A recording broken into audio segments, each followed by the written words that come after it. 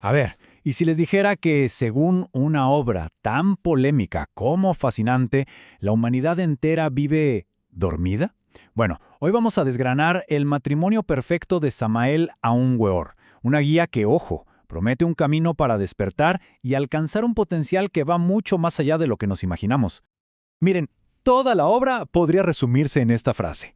Acá no hay desvíos ni caminos secundarios. Todo, absolutamente todo, apunta a un único objetivo: la cristificación. Es un término que seguro suena familiar, pero que acá, en este contexto, adquiere un significado completamente distinto. ¿De qué se trata realmente? Vamos a verlo. Bueno, empecemos por el principio, ¿no? Para entender el viaje, primero hay que tener bien claro cuál es el destino. Hablemos de la cristificación. El punto de partida de todo esto es un diagnóstico, digamos, bastante radical. No estamos despiertos. Según esta visión, vivimos atrapados en una especie de sueño, hipnotizados por las distracciones del día a día, ¿no? La plata, las posesiones, los placeres, completamente ajenos a nuestra verdadera naturaleza interior. Y acá es donde el concepto da un giro total. Cristo no se presenta como una figura histórica, para nada, sino como un principio universal, una energía cósmica que está ahí disponible para todos. O sea que la cristificación no se trata de adorar a alguien, sino que es el proceso de encarnar esa fuerza impersonal dentro de uno mismo. Entonces, si esa es la meta, ¿cómo se llega ahí? Bueno, la obra propone que existe una llave secreta, una práctica que, según dice, ha sido el corazón de los grandes misterios antiguos. Y esa llave, la clave de todo, es la llamada magia sexual o el gran arcano. Se presenta como la única práctica capaz de transmutar nuestra energía más fundamental para poder asimilar ese principio crístico y lograr, así, una transformación interior de verdad. El proceso se centra en un punto que es clave: la transmutación. No se trata ni de abstinencia ni del orgasmo que todos conocemos.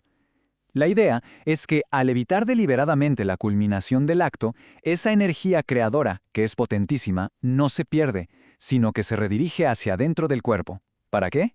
Para despertar una energía latente conocida como la serpiente ígnea o Kundalini.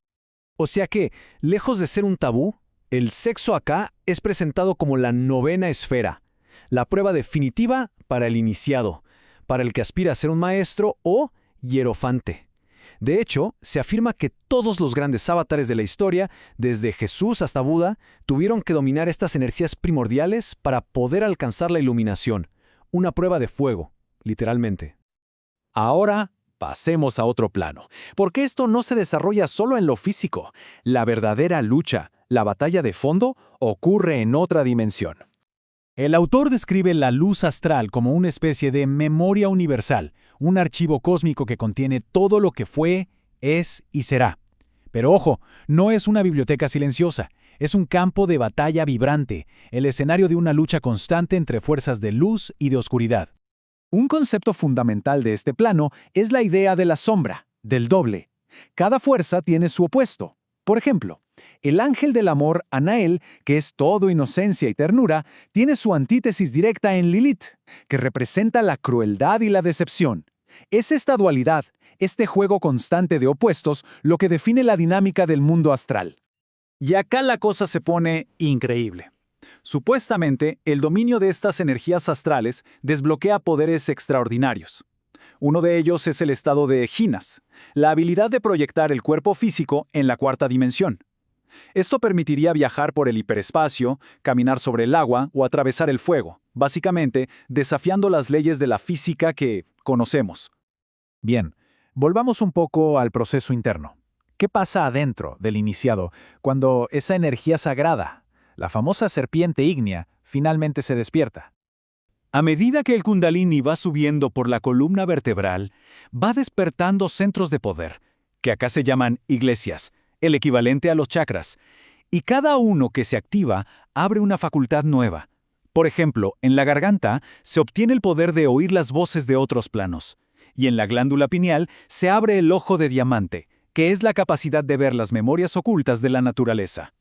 Pero, y este es un pero gigante, todo este desarrollo de poderes no sirve de nada sin esto. El punto crucial es que el progreso real exige la aniquilación del ego, del yo. La fuente lo identifica como el origen de todo el sufrimiento, la ignorancia y el error que vivimos. Sin disolver el yo, no hay liberación verdadera.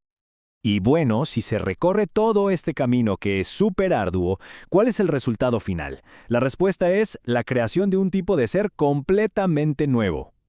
Quien completa la obra, quien logra transmutar su energía, disolver su ego y activar sus centros internos, da a luz al superhombre. Pero no en un sentido evolutivo, sino revolucionario. Se convierte en un ser completo, con un alma encarnada, un verdadero maestro. Pero al llegar a la cima, al final de todo, se presenta una elección definitiva.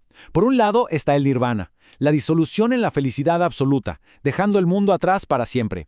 Y por el otro, el camino de compasión, renunciar a esa paz por amor a la humanidad y quedarse acá, en este valle de amargura, para ayudar a los que todavía están en el camino.